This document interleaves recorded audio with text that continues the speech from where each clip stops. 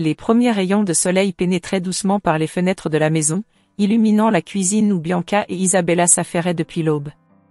La grande réunion de famille annuelle chez les parents de Lorenzo approchait, et l'excitation mêlée de stress se faisait sentir dans l'air. Lorenzo, quant à lui, était dans le salon, vérifiant pour la énième fois l'ordre du jour et s'assurant que tout serait parfait. « Bianca, peux-tu passer la sauce tomate, s'il te plaît ?» demanda Isabella, concentrée sur la préparation d'une lasagne. Bianca, tout en souriant, tendit le pot de sauce à sa belle-sœur. « Voilà, Isabella. Merci pour ton aide. Je ne sais pas ce que je ferais sans toi aujourd'hui. » Isabella sourit en retour. « C'est un plaisir, Bianca. Cette réunion est importante pour Lorenzo, et je veux que tout soit parfait. » Les heures passèrent, et les deux femmes continuèrent à travailler avec diligence. La cuisine était remplie d'arômes alléchants de plats traditionnels italiens, lasagne, risotto, bruschetta et tiramisu. Bianca sentait une légère nervosité monter en elle, consciente des attentes élevées de la famille de Lorenzo. Lorsque le moment de servir le dîner arriva, Lorenzo entra dans la cuisine. Son visage était sombre, et une tension palpable émanait de lui. « Bianca, j'espère que tout est prêt. »« La famille est affamée, » déclara-t-il d'un ton sec. Bianca hocha la tête, tentant de masquer son inquiétude. « Oui, Lorenzo. Nous avons tout préparé. » Cependant, à peine les plats furent-ils disposés sur la grande table de la salle à manger que Lorenzo, visiblement contrarié, renversa délibérément les plats de Bianca sur le sol. « Ne fais pas de plats médiocres pour les événements familiaux, » cria-t-il, sa voix résonnant dans toute la pièce. Un silence choqué s'installa alors que les regards se tournèrent vers Bianca. Les visages des membres de la famille montraient une incompréhension totale. Mais Bianca, bien que bouleversée, resta étonnamment calme. Elle se redressa et, d'une voix douce mais ferme, répliqua « Ce n'est pas moi qui les ai faits. » Les mots de Bianca flottèrent un instant dans l'air, semblant suspendre le temps. Lorenzo se figea, ses traits se crispant alors que la réalisation le frappait. Toute l'attention se tourna alors vers Isabella, dont le visage devenait progressivement blanc comme un linge. Elle semblait pétrifiée, incapable de bouger ou de parler. « Isabella » murmura Lorenzo, sa voix tremblante. « C'est toi qui as préparé ces plats ?» Isabella baissa la tête, les larmes aux yeux. « Oui, Lorenzo. C'est moi. Bianca m'a aidé, mais j'ai fait la plupart des plats. » Lorenzo resta immobile, ses pensées tourbillonnant dans sa tête. Il avait été tellement obnubilé par la perfection qu'il n'avait même pas pris le temps de demander qui avait réellement cuisiné. La vérité était maintenant exposée, et il ne pouvait échapper à la honte qui montait en lui. Maria, la mère de Lorenzo, se leva lentement et s'avança vers son fils. « Lorenzo, tu dois t'excuser. Ce comportement est inacceptable. » Lorenzo, le visage pâle et les épaules affaissées, baissa les yeux, réalisant l'ampleur de son erreur. Il savait qu'il avait beaucoup à apprendre sur le respect et la gratitude, surtout envers ceux qu'il aimait le plus. La tension monta immédiatement dans la salle à manger.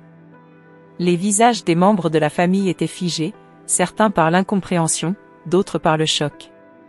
Maria, la mère de Lorenzo, prit la parole la première.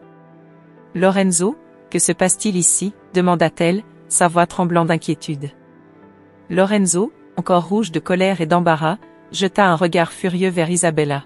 « C'est elle qui a gâché le dîner avec ses plats médiocres, accusa-t-il, en pointant un doigt accusateur vers sa sœur. Isabella, les larmes coulant sur ses joues, balbutia, « Mais c'est toi qui m'as demandé de cuisiner à la place de Bianca. Tu pensais que je ferais mieux. » Un silence lourd tomba sur la pièce. Les yeux de tous se tournèrent vers Lorenzo, dont le visage devint encore plus pâle.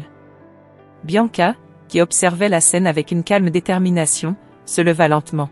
« Isabella n'a rien fait de mal, dit-elle d'une voix ferme. Elle a fait de son mieux, et la cuisine est un travail d'équipe. C'est injuste de lui faire porter la responsabilité de cet incident. » Maria, voyant la détresse de ses enfants, intervint. « Lorenzo, tu dois t'excuser auprès de Bianca et Isabella. Ce comportement est inacceptable. » Lorenzo serra les poings, son visage tordu par une lutte interne. « Pourquoi devrais-je m'excuser ? Isabella a ruiné le dîner. Maria secoua la tête, son regard sévère. Ce n'est pas le dîner qui est important. C'est la manière dont tu traites ta famille. Tu as fait une erreur, Lorenzo. Il est temps de l'admettre et de réparer. Isabella, toujours en larmes, murmura, « Je suis désolée, Bianca. Je ne voulais pas causer de problème. » Bianca s'approcha d'Isabella et posa une main réconfortante sur son épaule. « Ce n'est pas ta faute, Isabella. Tu as fait de ton mieux, et ça compte beaucoup pour moi. » Les autres membres de la famille, qui avaient regardé la scène en silence, commencèrent à murmurer entre eux. L'oncle Giovanni prit la parole, sa voix grave résonnant dans la salle. « Lorenzo, il est clair que nous avons tous des attentes et des pressions, mais ça ne justifie pas de blesser ceux que nous aimons. Nous devons apprendre à nous soutenir les uns les autres. » Lorenzo baissa les yeux, ses épaules s'affaissant sous le poids de la honte. « Je ne voulais pas que ça se passe comme ça, dit-il finalement, sa voix brisée. Je suis désolé. Vraiment désolé. » Maria hocha la tête, son expression se radoucissant légèrement. « Bien. Maintenant, il est temps de nettoyer ce gâchis et de passer à autre chose. Nous sommes une famille, et nous devons nous soutenir. » Bianca et Isabella échangèrent un regard, puis commencèrent à ramasser les plats renversés avec l'aide des autres membres de la famille. Lorenzo, encore sous le choc de ses propres actions, se joignit à eux, ses gestes maladroits mais sincères. Alors qu'ils travaillaient ensemble pour remettre la salle en ordre, une certaine forme de compréhension et de pardon commença à émerger. La famille, bien que secouée par l'incident, montrait des signes de solidarité retrouvés. Maria posa une main chaleureuse sur l'épaule de Lorenzo. « Mon fils, nous avons tous des moments de faiblesse. Ce qui compte, c'est ce que nous faisons pour les surmonter. » Lorenzo hocha la tête, les yeux brillants de larmes non versées. « Je vais faire de mon mieux, maman. Promis. » La soirée se poursuivit dans une ambiance plus apaisée, chacun faisant des efforts pour rétablir l'harmonie. Bianca, bien que blessée par l'incident, se sentait réconfortée par le soutien de sa belle famille. Isabella, quant à elle, se sentait soulagée d'avoir enfin la vérité révélée, même si cela avait été douloureux. Ce chapitre de leur vie de famille, bien que tumultueux, marquait le début d'une prise de conscience collective. Ils comprenaient désormais que la force d'une famille réside non seulement dans ses moments de partage, mais aussi dans sa capacité à surmonter les tempêtes ensemble. Lorenzo, visiblement agité, refuse catégoriquement de s'excuser et quitte brusquement la maison. Il claque la porte derrière lui, laissant toute la famille dans un malaise palpable. Les murmures et les regards échangés remplissent la salle à manger, mais Bianca reste stoïque. Elle inspire profondément, puis se tourne vers Isabella, qui est encore en larmes. « Viens, Isabella, dit-elle doucement. Nous devons nettoyer ce désordre. » Maria, la mère de Lorenzo, s'avance pour les aider. Ensemble, elles commencent à ramasser les morceaux de porcelaine cassés et les restes de nourriture éparpillés sur le sol. La tension dans l'air est presque tangible, mais Bianca tente de réconforter Isabella. « Ne te sens pas responsable, Isabella, » murmure Bianca en ramassant un morceau de vaisselle. Lorenzo a agi de manière impulsive et injuste. Isabella hoche la tête, ses yeux encore humides. « Je voulais juste aider. Je pensais vraiment que je pouvais faire mieux. » Maria, observant les deux femmes, décide de prendre la parole. « Vous savez, Lorenzo n'a pas toujours été comme ça, » commence-t-elle. Quand il était enfant, il était plein de joie et de curiosité. Mais les pressions familiales ont commencé à peser lourd sur ses épaules. Bianca, intriguée, pose une question. « Quelle pression, Maria ?» Maria soupire et s'assied à la table, invitant les deux femmes à faire de même. Le père de Lorenzo, Antonio, attendait toujours l'excellence de lui.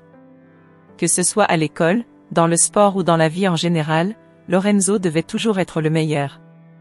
Antonio pensait que c'était la seule façon de préparer son fils à un avenir brillant. Bianca écoute attentivement, comprenant peu à peu la source du perfectionnisme de Lorenzo. « Cela explique beaucoup de choses, » murmure-t-elle. Mais cela ne justifie pas son comportement. Maria acquiesce. « Tu as raison, Bianca. Lorenzo doit apprendre à gérer cette pression et à ne pas la projeter sur les autres. » Quelques heures plus tard, alors que la maison est enfin calme, Bianca décide qu'il est temps de parler en privé avec Lorenzo.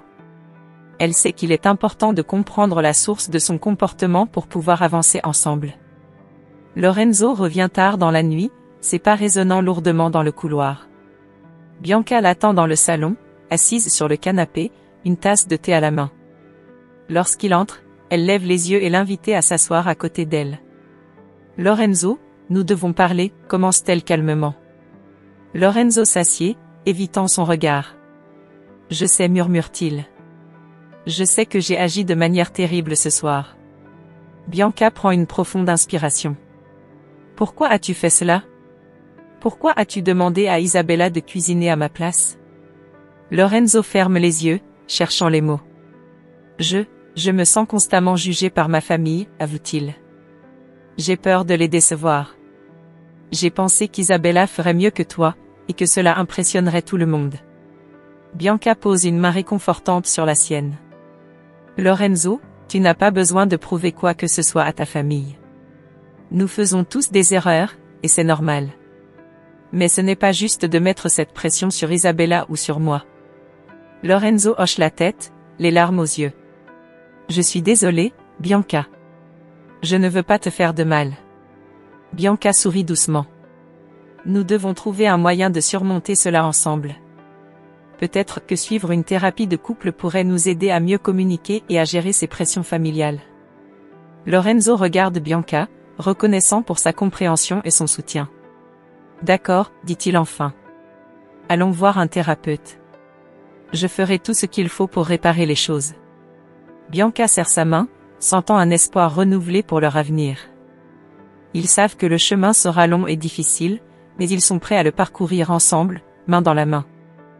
Lorenzo s'assied lourdement sur le canapé du salon, la tête entre les mains, tandis que Bianca le regarde avec une expression de tristesse mêlée de détermination. Après un long silence, il relève enfin la tête et murmure « Bianca, je suis désolé. Je ne sais plus quoi faire. » Bianca s'approche doucement et s'assied à côté de lui. « Lorenzo, tu dois me dire ce qui se passe vraiment. Pourquoi as-tu réagi de cette manière ce soir ?» Lorenzo soupire profondément. « Je me sens constamment jugé par ma famille. Mon père était toujours si exigeant, et j'ai l'impression que je dois être parfait à chaque instant. Quand j'ai vu ces plats ce soir, j'ai paniqué. J'avais peur que ma famille pense que je suis incapable de bien choisir ma partenaire. C'est ridicule, je sais, mais c'est plus fort que moi. » Bianca prend sa main et la serre doucement. « Lorenzo, nous devons trouver une solution à ce problème. Nous ne pouvons pas continuer comme ça. Que dirais-tu de suivre une thérapie de couple ? Nous pourrions apprendre à mieux communiquer et à gérer cette pression familiale ensemble. » Lorenzo hésite, ses yeux fixés sur le tapis du salon. « Je ne sais pas, Bianca. La thérapie, ça me fait peur. Et si ça ne changeait rien ? » Bianca lui sourit avec douceur. « Nous ne le saurons pas tant que nous n'aurons pas essayé. Je suis prête à tout pour sauver notre mariage et notre famille. Et toi ? » Après un moment de réflexion, Lorenzo hoche lentement la tête. « D'accord, Bianca. Nous essayerons la thérapie. Je veux vraiment changer et être un meilleur mari pour toi. » Les semaines suivantes, Lorenzo et Bianca commencent à assister à des séances de thérapie de couple. Au début, Lorenzo se montre réticent et peu coopératif, mais peu à peu, il s'ouvre et commence à exprimer ses peurs et ses insécurités. Bianca, de son côté, apprend à mieux comprendre les émotions de son mari et à lui offrir le soutien dont il a besoin. Lors d'une séance particulièrement émotive, le thérapeute demande à Lorenzo « Comment ressentez-vous la pression de votre famille, Lorenzo ? Pouvez-vous décrire un moment précis où cette pression était insupportable ?» Lorenzo ferme les yeux et se souvient d'une journée de son enfance. « Quand j'avais 10 ans, mon père m'a inscrit à un concours de mathématiques. J'étais terrifié à l'idée de décevoir mes parents. Je me souviens que la veille du concours, je n'ai pas dormi de la nuit. Quand j'ai finalement échoué, mon père ne m'a pas parlé pendant des jours. Depuis ce jour, j'ai toujours eu peur de décevoir les gens autour de moi. » Bianca pose une main réconfortante sur l'épaule de Lorenzo. « Je suis désolée que tu aies vécu cela, Lorenzo. Mais tu n'es plus cet enfant. Nous pouvons surmonter cela ensemble. » Au fil des séances, Lorenzo commence à se libérer de ses anciennes blessures, et leur relation s'améliore lentement mais sûrement. Un jour, après une séance particulièrement productive, Lorenzo prend la main de Bianca et lui dit « Merci de ne pas m'avoir abandonné, Bianca. Je sais que ce n'est pas facile, mais je suis prêt à changer pour nous. » Quelques mois plus tard, lors d'une autre réunion de famille, Lorenzo se lève après le dîner et demande l'attention de tous. « Je voudrais dire quelque chose. » La salle se tait, tous les yeux fixés sur lui. Lorenzo prend une profonde inspiration. « Je tiens à m'excuser publiquement auprès de Bianca et Isabella pour mon comportement inacceptable lors de notre dernière réunion.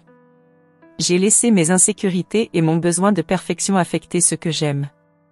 Je promets de faire des efforts pour changer et être un meilleur mari, frère et fils. » Maria, les yeux remplis de larmes de fierté, se lève et embrasse son fils. « Nous sommes tous fiers de toi, Lorenzo. L'important est que tu fasses des efforts pour t'améliorer. » Bianca sourit, sentant un regain de confiance et de sécurité dans leur mariage. Elle sait que le chemin ne sera pas facile, mais elle est prête à affronter les défis aux côtés de Lorenzo, main dans la main. Maria se leva de sa chaise avec une solennité inhabituelle. Toute la famille, rassemblée dans le grand salon, sentit immédiatement que quelque chose d'important allait être annoncé. Les murmures cessèrent tandis que les regards se tournaient vers elle. Lorenzo, assis à côté de Bianca, échangea un regard curieux avec sa femme, tandis qu'Isabella, encore sensible aux événements récents, serra les mains de sa mère. « J'ai une nouvelle importante à partager avec vous tous, » commença Maria, sa voix tremblante d'émotion. Un frisson de curiosité parcourut la pièce. Maria sortit une vieille lettre de son sac, ses mains légèrement tremblantes. « J'ai trouvé cette lettre il y a quelques jours en rangeant les affaires de votre père, dit-elle, en désignant le document jauni par le temps. C'est une lettre de votre père, Antonio. » Un silence solennel s'installa. Antonio, le défunt patriarche de la famille, était toujours évoqué avec un mélange de respect et de nostalgie. Maria prit une profonde inspiration et commença à lire la lettre à haute voix. « Ma chère Maria, mes chers enfants, si vous lisez cette lettre, c'est que je ne suis plus parmi vous. Il y a quelque chose que j'ai gardé secret pendant toutes ces années, et il est temps que vous sachiez la vérité. J'ai toujours ressenti une immense pression pour assurer le bien-être de notre famille, au point que cela m'a parfois conduit à prendre des décisions difficiles. » Maria s'arrêta un instant, les larmes aux yeux. Elle reprit, sa voix tremblante, « Il y a des années, j'ai réussi à mettre de côté une somme d'argent importante à l'étranger. Cet argent était destiné à vous assurer un avenir sans soucis financiers et à garantir que notre famille reste unie et heureuse. Je n'ai jamais eu le courage de vous en parler de mon vivant, par peur de vous décevoir ou de vous mettre sous pression. » Les murmures émergèrent de nouveau. Les membres de la famille échangèrent des regards incrédules. Lorenzo, visiblement ému, prit la main de Bianca, ressentant un mélange de surprise et de soulagement. « Je vous aime tous profondément, » continua Maria, lisant les derniers mots de la lettre. « Utilisez cet argent pour vous soutenir les uns les autres. Souvenez-vous toujours que l'amour et la solidarité familiale sont les plus grands trésors que vous puissiez posséder. Avec tout mon amour, Antonio. » La pièce resta silencieuse pendant un moment, chacun absorbant la signification des mots d'Antonio. Maria essuya une larme et se redressa. « J'ai décidé de suivre les souhaits de votre père. Je vais distribuer cet argent de manière égale entre vous tous, mes enfants, ainsi que vos conjoints. »« Quoi ?» s'exclama Lorenzo, la voix remplie de stupeur. « Maman, c'est incroyable. » Maria hocha la tête, un sourire triste aux lèvres. « C'est ce que votre père aurait voulu. Il voulait que nous soyons heureux et unis. » Isabella, toujours émotive, se leva et serra sa mère dans ses bras. « Merci, maman, » murmura-t-elle, les larmes coulant librement. Lorenzo se leva à son tour, pris d'une émotion intense. « Je promets de chérir et de respecter notre famille, maman. Je comprends maintenant à quel point c'est important. » Bianca, touchée par la générosité de Maria et par l'engagement renouvelé de Lorenzo, sentit une vague de confiance et de sécurité l'envahir. Elle se leva également et rejoignit l'étreinte familiale. « Merci, Maria. Votre geste signifie beaucoup pour nous tous. » La soirée se termina sur une note de renouveau et de solidarité. La révélation de la lettre d'Antonio avait non seulement apporté une sécurité financière, mais avait aussi rapproché la famille d'une manière qu'il n'aurait jamais imaginée.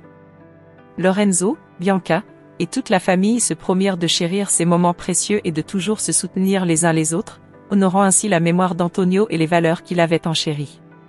Si vous avez suivi jusqu'ici, abonnez-vous à la chaîne pour plus d'histoires émouvantes et captivantes comme celle-ci.